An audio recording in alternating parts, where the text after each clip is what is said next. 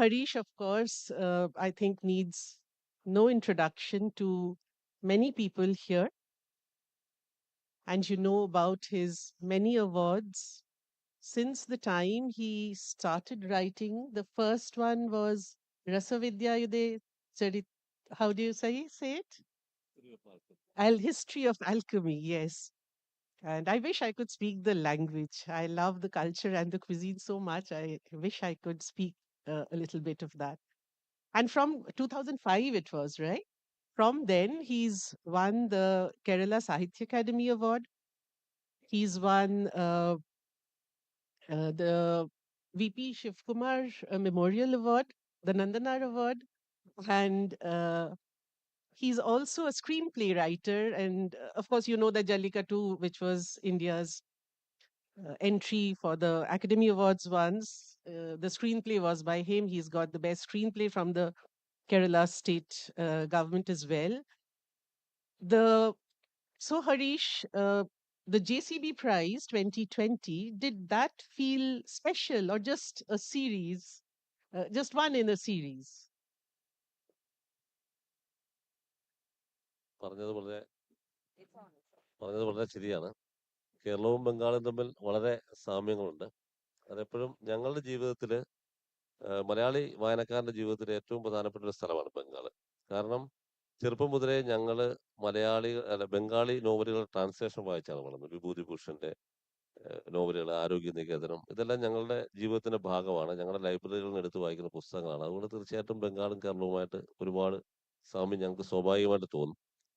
പിന്നെ ചോദ്യത്തിലോട്ട് കിടന്നാൽ അത് കഴിഞ്ഞിട്ട് പറയാം. So he's saying that there's always been a very special place in the hearts of Malayalis for Bengal and Bengali literature. From the time he was a young boy, he used to go to libraries and pick up several books written by Bengali authors, which were in translation in Malayalam. For instance, the novels of Bibhuti Bhushan were part of his reading when he was a young man and young boy. And it's very special that Bengal holds this place in the hearts of many Malayalis thanks to the wonderful translations that they encounter when they are growing up. അതുപോലെ JCB price തീർച്ചയായിട്ടും എൻ്റെ എഴുത്ത് ജീവിതത്തിൽ വളരെ പ്രധാനപ്പെട്ട ഒരു കാര്യം തന്നെയായിരുന്നു. കാരണം ആഹ്, അത് ഇംഗ്ലീഷ് വായനക്കാരിലൂടെ അങ്ങോട്ടൂടെ നമ്മുടെ എഴുത്ത് എത്തുകയാണല്ലോ. അതുകൊണ്ട് വളരെ വളരെ പ്രധാനപ്പെട്ട ഒരു കാര്യമായിരുന്നു JCB പ്രൈസ്. കൂടാത്തതിന് മീശ ഈ മലയാളത്തിൽ ഇറങ്ങിയ സമയത്ത് ഒരുപാട് വിവാദങ്ങളും ഒക്കെ ഉണ്ടായ ഒരു പുസ്തകമാണ് കേരളത്തിൽ. ആ സമയത്ത് അതിന്റെ വായനയെയും അത് ബാധിച്ചെന്ന് ഞാൻ വിചാരിക്കുന്നത്. വിവാദങ്ങൾ ഉണ്ടായിക്കഴിഞ്ഞാൽ വിവാദങ്ങൾ പുസ്തകത്തിന്റെ വായനയെ സാരമായിട്ട് ബാധിക്കും. വിവാദ മൂല്യം മാത്രമേ പിന്നെ ഉണ്ടാകത്തുള്ളൂ. പക്ഷെ ആ സമയത്താണ് അത് ഇംഗ്ലീഷായിട്ട് വരികയും JCB പ്രൈസ് കിട്ടുകയും ചെയ്തത്. അത് മീശയ്ക്ക് സംബന്ധിച്ചൊരു തിരിച്ചുവരവായിരുന്നു. ഒരുപാട് പുതിയ വായനക്കാരെ കിട്ടി. എനിക്കും പേഴ്സണലി വളരെ സന്തോഷമുണ്ടായ കാര്യമായിരുന്നു JCB prize. So Meesha, when it was first released, that's the Moustache in English. When it was first published, it was surrounded by a lot of controversy, and that made its popularity grow because people do get drawn to controversy and all that surrounds it. But in some ways, it also kind of eroded its literary value. And the translation that happened and which made Misha transform into the Moustache, it got a new segment of authors to the book, and it got another lease of life, which made it very an important milestone in his literary career. And the JCB Prize just kind of augmented the fact that this book got a new lease of life and found new readers in English due to the translation. So yes, the JCB Prize was a milestone in his career. Right, right. Uh, Many of you will have read the novel already. For those of you who will get a copy and get it signed by Harish after this session, Harish, could you tell us a little bit about how this novel came to be, how the origins, and how you sprouted the mustache, really? മുസ്റ്റാച്ചിൽ പ്രധാനമായിട്ടും പറയുന്നത് അതിനകത്ത് സ്ഥലം വളരെ പ്രധാനമാണ് ആ novel. സ്ഥലം, ആ സ്ഥലം ഒരു പ്രത്യേകതയുള്ള സ്ഥലമാണ്. അതായത് കേരളത്തിലെ ഒരു പ്രധാനപ്പെട്ട ഭൂപ്രദേശമാണ് കുട്ടനാട്. കുട്ടനാട് വെള്ളത്താൽ ചുറ്റപ്പെട്ട, വെള്ളത്തിന് താഴെ, ജലനിരപ്പിന് താഴെ കൃഷി ചെയ്യുന്ന ഒരുപാട് സവിശേഷതകളുള്ള സ്ഥലമാണ്. ആ സ്ഥലത്ത് ആണ് ഞാൻ ജനിച്ചു വളർന്നത്. അപ്പോൾ ആ സ്ഥലത്തെ തീർച്ചയായിട്ടും എഴുത്തിൽ കൊണ്ടുവരണമെന്ന് എൻ്റെ ഒരു ആഗ്രഹമുണ്ടായിരുന്നു.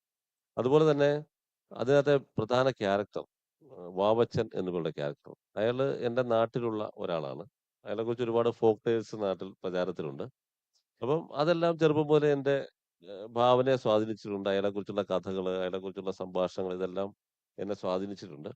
ഏഹ് അതിൽ നിന്നാണ് ഒരു നോവൽ എഴുതണമെന്നുള്ളത് ചെറുപ്പം മുതലുള്ള ആഗ്രഹമായിരുന്നു. അപ്പം ആദ്യത്തെ നോവൽ നമ്മുടെ നാടിനെ കുറിച്ചാകുക, നമുക്ക് പരിചയമുള്ള ക്യാരക്ടേഴ്സിനെ കുറിച്ചാകുക, അത് കുറച്ചുകൂടി എളുപ്പമാണ്. കുറച്ചുകൂടി സന്തോഷം തരുന്ന കാര്യമാണ്. അതുകൊണ്ടാണ് അങ്ങനെയാണ് നോവലിലോട്ട് വരുന്നത്. So, Meesha, which is the mustache, was written with an aim to reflect the life and the place where he grew up, which is Kutanad.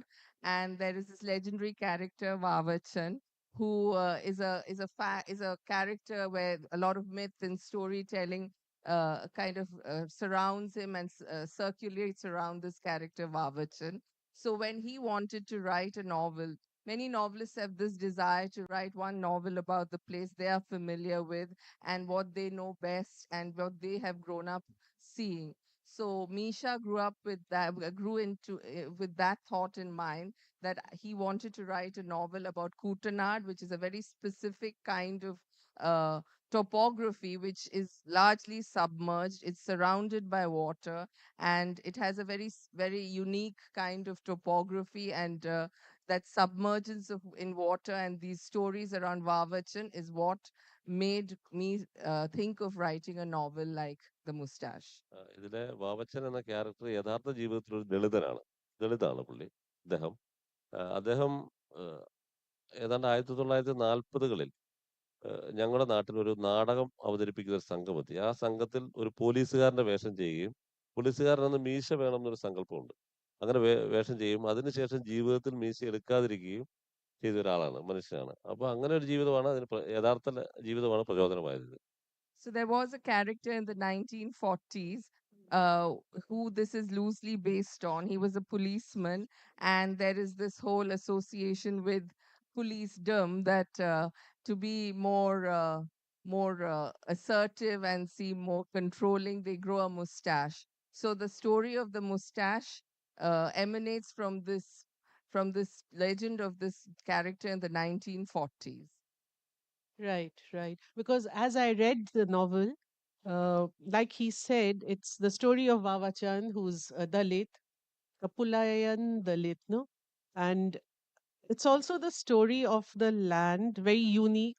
It's photographed very often. It's picture postcard beautiful, but it's also very challenging in the sense that it's probably the only place where you have to carry on agriculture below the sea level. And I was reminded of Amitav Ghosh's Sundarban narratives where it's about the characters, but it's also about the landscape. So, did you have that ecological focus in mind as well? അല്ല, അത് അങ്ങനെ ഒരു focus എനിക്ക് ആദ്യമില്ലായിരുന്നു. പക്ഷെ എഴുതി വന്നപ്പോൾ ആ ഫോക്കസിലോട്ടായി ഞാൻ കൂടുതൽ. കാരണം ഈ ക്യാരക്ടറിന്റെ കഥ പറയാൻ അത് പ്രയോജനപ്പെടും എന്നെനിക്ക് തോന്നി. കാരണം വാവച്ചനെ കുറിച്ച് ഒരുപാട് മിത്തുകൾ നാട്ടിൽ പ്രചരിക്കുന്നുണ്ട്, കഥകൾ നാട്ടിൽ പ്രചരിക്കുന്നുണ്ട്. ഒരു ലാബ്രിന്ത് സ്വഭാവം അയാളെ ചുറ്റിപ്പറ്റിയുള്ള കഥകൾക്കുണ്ട്. അതേ ലാബ്രിന്ത് സ്വഭാവം ഈ കുട്ടനാടിനുമുണ്ട്. കുട്ടനാടിന്റെ ജലാശയങ്ങള്, ചുറ്റുമുള്ള തോടുകള്, ഏഹ് വഴിതെറ്റിപ്പോകുന്ന സ്ഥലം, ഇത് ഇങ്ങനെയെല്ലാം ഒരു ലാബ്രിന്ത് സ്വഭാവം കുട്ടനാടിനുമുണ്ട്. അപ്പൊ അത് ഈ ക്യാരക്ടറിന്റെ കഥ പറയാൻ ആ സ്ഥലത്തിന്റെ കഥയും കൂടെ ചേർക്കുന്നത് രസമായിരിക്കുമെന്ന് എനിക്ക് തോന്നി. അങ്ങനെയാണ് അതിലോട്ട് വന്നത്. So, Harish didn't start off by wanting to write about the ecological context of Kutanad, but the character of Vavachan itself is this labyrinthine, mythical figure. Lots of stories have grown around him. He often, the truth of the person who existed in the 40s has been surrounded by these mazes of stories and folklore and myth.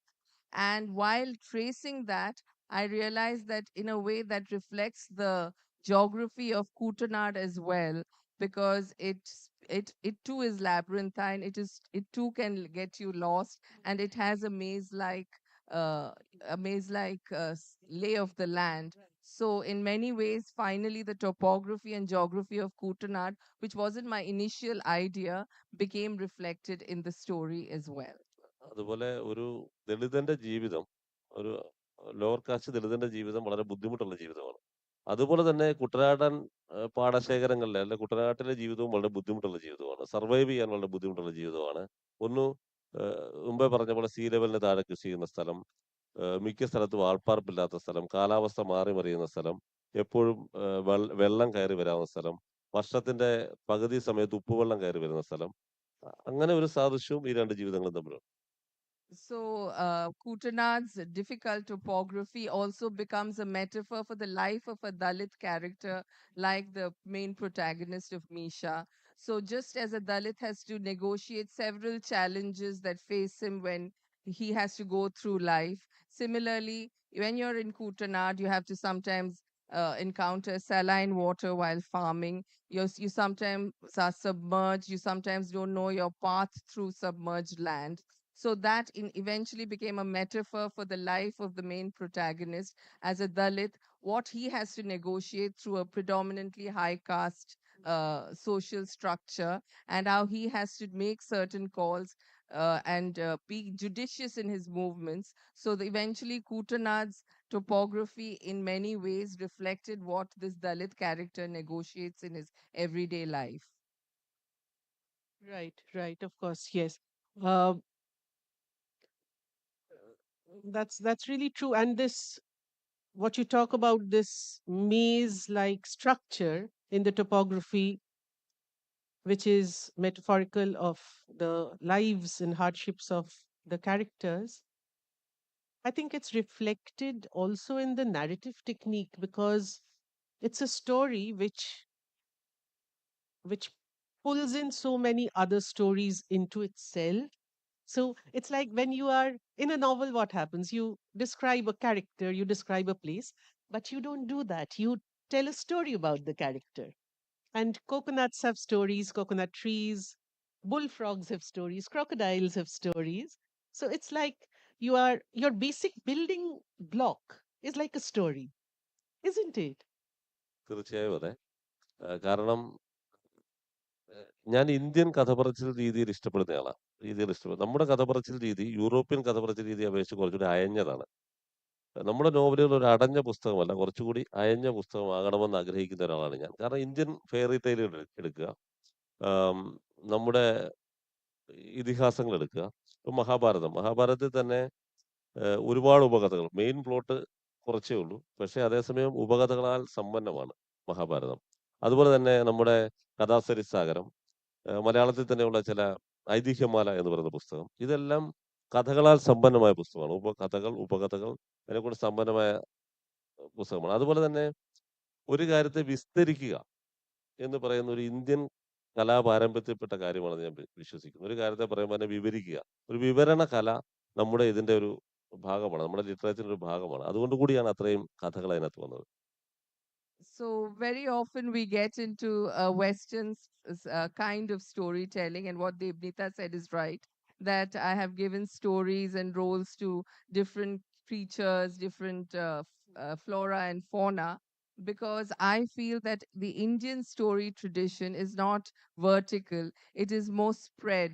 So even if you think of Mahabharata, there is a vertical linear story, but it is the stories that populate the sides of the main linear story that gives it the flavor that makes it Indian.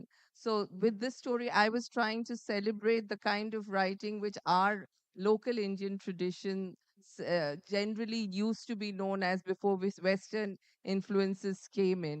So, in our traditions, we have stories to kind of established characters and tell us who they are. So rather than taking a linear Western approach, I use the approach in stories like Katha Sarita Sagara, which has various stories which build into the main plot line. Right, absolutely. I was reminded of something like the Panchatantra, very organic way of telling the stories and carrying the narrative forward. And it's a remarkable feat that the novel pulls off. When you read it, I'm sure you'll agree. Uh, it's not your everyday novel. It pulls you in, and it sort of it hands you from story to story, if I may put it that way. And you were mentioning the Mahabharata, Harish. Uh, when he sprouts the mustache with his dark complexion, he looks like Ravana, you say. And then he's chasing Sita, who's the woman he wants. So, did you want to do a topsy turvy Ramayana intentionally? തീർച്ചയായിട്ടും.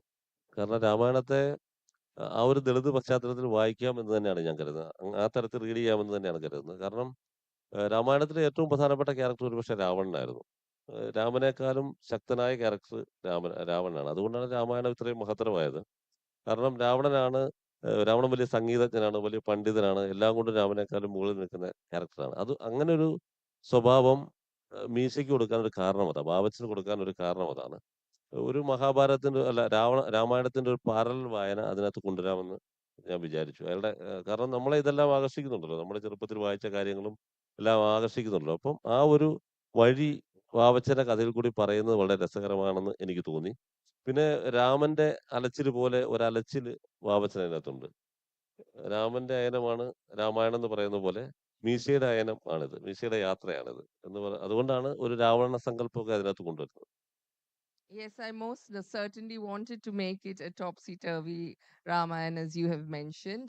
And I felt that now I'm going into saying I because I think it's becoming too difficult. So I felt that from a Dalit perspective, and in many ways, Ravan is the main protagonist and the character with agency in the Ramayana. And I felt it conflated beautifully with my Dalit story, the role of the mustache and the way Ravan is portrayed. In many ways, Ramayana is also a story about Ram, but my inverted Ramayana is a story about the mustache. Right. When you bring up the lit angle, even as the canals crisscross the topography, issues of caste, religion, uh, gender. Gender in this novel is quite problematic, isn't it? Because it's called the mustache. Very, it's in your face uh, patriarchy in many ways. There's a lot of gender related violence. How have you treated gender here? അതായത് പുരുഷത്വത്തെ മഹത്വവൽക്കരിക്കാൻ ഞാൻ ഈ നോവലിൽ ഒരിക്കലും നോക്കിയിട്ടില്ല. മീശ എന്നാണ് പേരെങ്കിൽ പോലും പുരുഷ മേധാവിത്വത്തെ മഹത്വവൽക്കരിക്കാൻ ഒരു സ്ഥലത്തും നോക്കിയിട്ടില്ല. ഈ മുസ്റ്റാഷ് എന്ന് പറയുന്ന അല്ലെ വാവച്ചൻ എന്ന് പറയുന്ന പ്രധാന ക്യാരക്ടർ, അയാളെ കണ്ട് ആണുങ്ങളെല്ലാം ഭയക്കുന്നുണ്ട്. അയാളെക്കുറിച്ചുള്ള കഥകൾ പ്രചരിക്കുന്നത് കേട്ട് ആണുങ്ങളെല്ലാം ഭയപ്പെടുന്നുണ്ട്. പക്ഷെ അയാളെ ഭയപ്പെടാത്ത സ്ത്രീകൾ മാത്രമാണ്.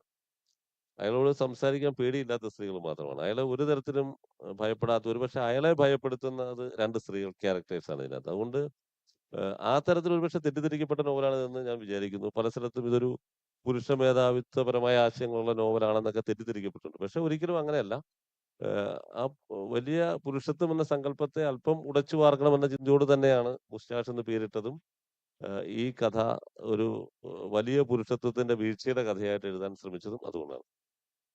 Well, it does speak about patriarchy, but it's a novel in which I try to show the demolition of that patriarchy. It's interesting to see that through the novel, the characters who are most scared of the mustache and Vavachan are the men, and the characters who are not scared of him and are not intimidated by him are the women.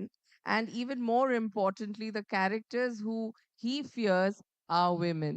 So, while many readings have claimed that there is a certain toxic patriarchy which does work in the novel, my aim was to demolish and expose that patriarchy through the way his interactions with women are more fraught than the kind of intimidation that he had, the thrall he holds among men. അത് കേരളം തീർച്ചയായിട്ടും വളരെ പുരുഷ മേധാവിത്വമുള്ള ഒരു സമൂഹമായിരുന്നു. വളരെയധികം. അതായത് പലരും പറയാറുണ്ട്, കേരളത്തിൽ സ്ത്രീകൾക്ക് വലിയ പ്രാധാന്യം ഉണ്ടായിരുന്നു എന്നൊക്കെ പറയാറുണ്ട്. പക്ഷെ ഫലത്തിൽ കേരളം ആ സമയത്ത് വളരെ പുരുഷ മേധാവിത്വം ഉള്ളൊരു സമൂഹമായിരുന്നു. ഇപ്പോ അത് ദളിത് സ്ത്രീകളും സവർണ്ണ സ്ത്രീകളും ഒക്കെ ഒരുപോലെ തന്നെ ആ പുരുഷ മേധാവിത്വത്തിന്റെ അനന്തരഫലങ്ങൾ അനുഭവിച്ചവരാണ്. അതുകൊണ്ടുകൂടിയാണ് അങ്ങനെ ഒരു പുരുഷത്വത്തിന്റെ വീഴ്ച ഈ നോവലിൽ കൂടെ കാണിക്കണമെന്ന് ഉള്ളാലെ വിചാരിച്ചത്. There is this whole myth, and here I have to agree with Harish, that Kerala is this island where matriarchy rules, but the truth is far from that. It is an extremely patriarchal society, and this transcends the caste lines. And whether you're a high caste woman or a Dalit woman, you are still under the thumb of patriarchy. So my aim was to show the that patriarchy needs to fall, and the fall of Meesha is the fall of patriarchy. Right, right. And we are talking about a larger than life mustache and larger than life legend, which builds the man up. Uh, of course, one of the main influences on this novel, please tell me if you agree, is magic realism. And around the time when Marcus was writing 100 Years of Solitude, uh, you have someone like Vijayan writing Khasikinte Itihasam, right? So, would you say that that was a very important influence when you wrote? നമ്മൾ വായിച്ച പുസ്തകങ്ങളെല്ലാം തന്നെ നമ്മളെ സ്വാധീനിക്കും ഉറപ്പായിട്ടും. കാരണം അവരൊന്നും എഴുതിയില്ലെങ്കിൽ നമ്മൾ എഴുതില്ല. അവരെഴുതിയതിന്റെ തുടർച്ചയാണ് തീർച്ചയായിട്ടും നമ്മൾ എഴുതുന്നത്. പക്ഷേ ഒരിക്കലും മാജിക്കൽ റിയലിസം എന്ന പേര് ഇതിനെ വിളിക്കാൻ ഞാൻ ആഗ്രഹിക്കുന്നില്ല. കാരണം അതിന്റെ ആവശ്യമില്ല. കാരണം നമ്മുടെ കഥകളിൽ തന്നെ നേരത്തെ ഇതുണ്ടായിരുന്നു. ഈ അതിശയകരമായ കഥ പറച്ചിൽ രീതിയൊക്കെ നമ്മുടെ കഥകളിലുണ്ടായിരുന്നു. നമ്മുടെ കഥകളിൽ ഓൾറെഡി മാജിക്കൽ റിയലിസം ഉണ്ടായിരുന്നു. അല്ലാതെ അത് മാർക്കേസിന്റെ കഥകളിൽ നിന്ന് നമ്മൾ ഇങ്ങോട്ട് കൊണ്ടുവന്നതല്ല. പക്ഷേ നമ്മളെ അതൊക്കെ സ്വാധീനിച്ചിട്ടുണ്ട്. തീർച്ചയായിട്ടും സ്വാധീനിച്ചിട്ടുണ്ട്. പക്ഷേ ആ മാജിക്കൽ റിയലിസം എന്ന വേർഡ് പറയാൻ ഞാൻ ആഗ്രഹിക്കുന്നില്ല. അത് നമ്മുടെ കഥകളിലുള്ള അതിശയോക്തി നിറഞ്ഞ ഒരു കഥ പറച്ചിൽ രീതി. നമ്മുടെ പാരമ്പര്യത്തിന്റെ ഭാഗമാണ്. നമ്മുടെ നാടോടി കഥാപാരമ്പര്യത്തിന്റെ ഭാഗം തന്നെയാണെന്നാണ് ഞാൻ വിചാരിക്കുന്നത്. We all are the children of the stories we write when we write author a book on of our own. And in that sense, yes, I'm sure I've read all these different genres, but I would not say that magic realism is what brought the fantastical and the magical into Indian literature, or more specifically Malayalam literature. And I would say that it existed before that, and it is to that which I doff my hat. And those are the references that make the parts which are fantastical and which suspend disbelief in this novel. Right.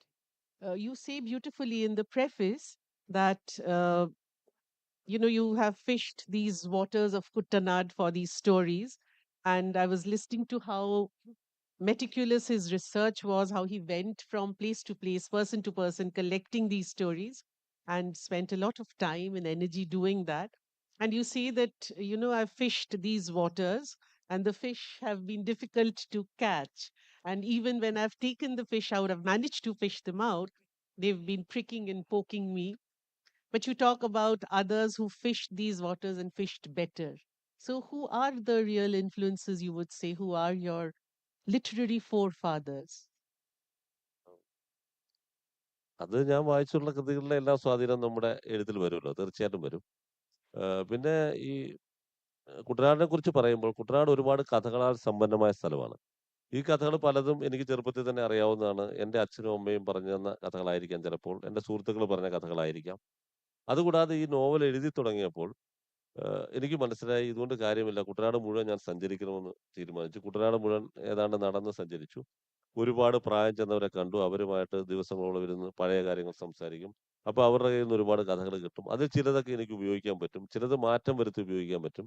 അങ്ങനെയൊക്കെയാണ് ഇത് കൊണ്ടുപോയത്. അതുപോലെ തന്നെ കുട്ടനാട്ടിൽ നിന്നുള്ള വലിയ 2 എഴുത്തുകാരുണ്ടായിരുന്നു. ഒന്ന് തകഴി എന്ന് പറയുന്ന വലിയ ജ്ഞാനപീഠം കിട്ടിയ എല്ലാവർക്കും ബംഗാളികൾക്കെല്ലാം പരിചിതനായ തകഴി ശിവശങ്കരപ്പിള്ള കുട്ടനാട്ടിൽ നിന്നുള്ള എഴുത്തുകാരനാണ്. അതുപോലെ തന്നെ കാവാലം വിശ്വനാഥക്കുറുപ്പ് എന്ന് പറഞ്ഞ ഒരു എഴുത്തുകാരനുണ്ടായിരുന്നു. തകഴി കുട്ടനാടൻ മിത്തുകളെ അങ്ങനെ ഉപയോഗിച്ചിട്ടില്ല. തകഴി ഏതാണ്ട് മോപ്പസാങ്ങിന്റെ ഒക്കെ രീതിയിൽ എഴുതിക്കൊണ്ടിരുന്ന ഒരു റിയലിസ്റ്റിക് എഴുത്തുകാരനായിരുന്നു. പക്ഷേ കാവാലം വിശ്വനാഥക്കുറുപ്പ് കുറച്ചുകൂടെ കുട്ടനാടൻ മിത്തുകളെയും കുട്ടനാടിലെ നാടൻ ശീലുകളെയും ഒക്കെ ഉപയോഗിച്ചിട്ടുള്ള ആളാണ്. അദ്ദേഹമാണ് ഇക്കാര്യത്തിൽ എന്നെ കൂടുതൽ സ്വാധീനിച്ചത്. So yes, we all do get influenced by the stories we read, and I researched deeply while writing this novel. I would meet people who were around the time when Vavachan's legends would roam the waters of Kutanad. So those legends, some of them I used as they were, some I changed names and used. And yes, this rich, fertile land of Kutanad has also produced great authors. In Bengal, we know about Tagari Shivashankar Pillai, but he was more influenced by Maupassant and wrote a different kind of literature. But there was who's the gentleman? Kavalam Vishwanatha Kurup. Kavalam Vishwanath, who wrote a more a novel more rooted and more submerged in the land of Kutanad, and his influence is possibly there in my writing, Right. ഈ So നോവലിന്റെ റൈറ്റിംഗിൽ ഈ in novel this particular novel. I see. Right. And one last question before we invite questions from our audience here. Um, the novel, as you say, has been translated in English, which is why we could read it. But you have been a translator yourself. So how was this process for you, having your own work translated? ഇത് translate ചെയ്യാൻ അല്പം ബുദ്ധിമുട്ടുള്ള ഒരു നോവലാണ്. കാരണം പ്രാദേശിക ഭാഷ ധാരാളം ഉപയോഗിച്ചിട്ടുണ്ട്. കുട്ടനാടൻ അല്ലെങ്കിൽ കോട്ടയത്തൊക്കെ ഉപയോഗിക്കുന്ന, കോട്ടയം എന്ന് പറയുന്ന സ്ഥലത്ത് ഉപയോഗിക്കുന്ന ഭാഷ ഉപയോഗിച്ചിട്ടുണ്ട്. അവിടുത്തെ ചില പദങ്ങൾ ഉപയോഗിച്ചിട്ടുണ്ട്. അത് ട്രാൻസ്ലേറ്റ് ചെയ്യാൻ വളരെ ബുദ്ധിമുട്ടാണ്. അപ്പോൾ എനിക്കിത് ട്രാൻസ്ലേഷൻ എങ്ങനെ നടക്കുമെന്നതിനെക്കുറിച്ച് ചില ആശങ്കകളുണ്ടായിരുന്നു. അപ്പോൾ ജയശ്രീ കളത്തിലാണ് ഇത് ട്രാൻസ്ലേറ്റ് ചെയ്തത്. ജയശ്രീ വളരെ നന്നായിട്ട് ചെയ്തു. അപ്പോൾ ഞാൻ അവർക്ക് പൂർണ്ണ സ്വാതന്ത്ര്യം അക്കാര്യത്തിൽ കൊടുത്തിരിക്കുകയായിരുന്നു. എന്ന് പറഞ്ഞാൽ ഒരു ട്രാൻസ്ലേഷനും ഒരു ക്രിയേറ്റീവ് വർക്കായിട്ടാണ് ഞാൻ കരുതുന്നത്. ഒരു ക്രിയേറ്റീവ് വർക്ക് തന്നെയാണ്. അപ്പോൾ അതിനുള്ള സ്വാതന്ത്ര്യം തീർച്ചയായിട്ടും അവർക്ക് കൊടുക്കുക. അവരതിന് പൂർണ്ണ സ്വാതന്ത്ര്യം എടുത്ത് ചെയ്ത കൃതിയാണിത്. അപൂർവം ചില സമയത്ത് മാത്രം ചില സംശയങ്ങൾ ഞാൻ തീർത്തു കൊടുത്തു ചോദിച്ചാൽ ബാക്കിയെല്ലാം അവർ വളരെ നന്നായിട്ട് ചെയ്തു. ട്രാൻസ്ലേഷൻ ഈ പുസ്തകത്തിന്റെ വായനയെ വളരെ നന്നായി സഹായിച്ച കാര്യമാണ്. So Jayashree, the translator, has done a wonderful job of this translation. I consider translations it's a creative practice, and I gave Jayashree full freedom to translate it as she deemed fit. Once in a while, she would refer back to me and ask me to help her with some parts. And it was a challenge, and I wasn't sure she could do such a good job because the dialects used in Kottayam and Kutanad, and there were some verses which were also songs, folk songs which were used, which seemed in my eyes untranslatable. But I think she's done a wonderful job, and most importantly, what I've written in Malayalam has been rendered very readable and very engaging in English as well. Thank you so much. We can now have a couple of questions from the audience. Anyone? Yes.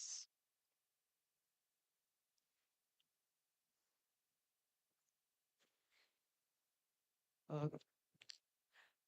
പുരോഗമനപരമായ ഒരു ദിശ സമൂഹത്തിന് കാണിച്ചു കൊടുക്കുന്നതിൽ സാഹിത്യകാർക്ക് വലിയൊരു പങ്ക് ചരിത്രപരമായി ഉണ്ടായിട്ടുണ്ട്. പക്ഷേ ഈ സാമൂഹിക രാഷ്ട്രീയ പ്രശ്നങ്ങൾ കൂടുതൽ ചർച്ച ചെയ്യുന്ന സാഹിത്യം ഏറ്റവും അത്യാവശ്യമായി വായിക്കേണ്ടവരായിട്ടുള്ള വലതുപക്ഷ വർഗീയവാദികൾ അത് വായിക്കാറില്ല. അല്ലെങ്കിൽ അത് വായിക്കുകയാണെങ്കിൽ മീശയുടെ കാര്യത്തിൽ ഉണ്ടായ പോലെ അതിന്റെ ഏതെങ്കിലും ഒന്നോ രണ്ടോ വരി മാത്രം അടർത്തിയെടുത്ത് അതൊരു വിവാദമായി കഴിഞ്ഞ് വായിച്ച് പിന്നെ അത് മതവികാരം വ്രണപ്പെടുത്താൻ വേണ്ടി മാത്രം വായിക്കുന്ന രീതിയാണ് ഉള്ളത്. അപ്പൊ ഈ ഒരു അന്തരം, അതായത് ഈ സാമൂഹിക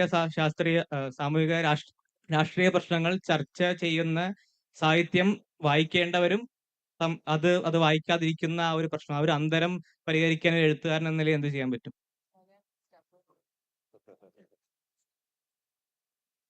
അതിന് നമുക്കൊന്നും ചെയ്യാൻ പറ്റില്ല. കാരണം അവര് വായിക്കണമെന്ന് തീരുമാനിച്ചാൽ നമുക്ക് എന്ത് ചെയ്യാൻ പറ്റും? കാരണം അവര് വലതുപക്ഷത്തെയാണ് ഉദ്ദേശിക്കുന്നത്. കേരളത്തെ സംബന്ധിച്ചിടത്തോളം ഞാൻ അവരെക്കുറിച്ച് പറയാറ് ബാലരമ പോലും വായിക്കാത്ത ആൾക്കാരെന്നാണ്. കാരണം ബാലമാസികൾ പോലും വായിക്കാത്ത ആൾക്കാരെന്നാണ്. കാരണം അവരതിൽ നിന്നൊരു ഭാഗം മാത്രം അടർത്തിയെടുത്ത് അവര് വെറുതെ പ്രശ്നം ഉണ്ടാക്കാൻ നോക്കുകയാണ്. ഒരു ഒരു സമൂഹത്തിലൊരു വിഭജനം ഉണ്ടാക്കാൻ ശ്രമിച്ചതാണ് അവര്. പിന്നെ അവരുടെ വായനാശീലമില്ലായ്മയെ മറികടക്കാൻ നമുക്ക് എന്ത് ചെയ്യാൻ പറ്റും? ആ വായനാശീലം ഇല്ലാത്തത് കൊണ്ട് തന്നെയാണ് അവർ വർഗീയവാദികളായിട്ട് തുടരുന്നത് എന്നാണ് എന്റെ അഭിപ്രായം. So the gentleman asked about the controversy that swirled around this novel and what one can do about people who misread or don't read enough. So he said there's nothing much we can really do about people who don't read too much. And as far as the controversy is concerned, we cannot help it when somebody wants to create a controversy and want to uh, stir the pot as far as a work of literature is concerned. We have to just get on with what we do. Right. The publication history of this novel If I knew is that gentleman an was there, urban then we can legend translate. now. I didn't ask a question because I know I cannot even begin to imagine how difficult it must be for an artist to deal with something like that. Yes. Is there any Do other we have any question? I other think I saw a questions? hand on this side. Okay. That's, Do we have any other questions? there's a hand right at the back.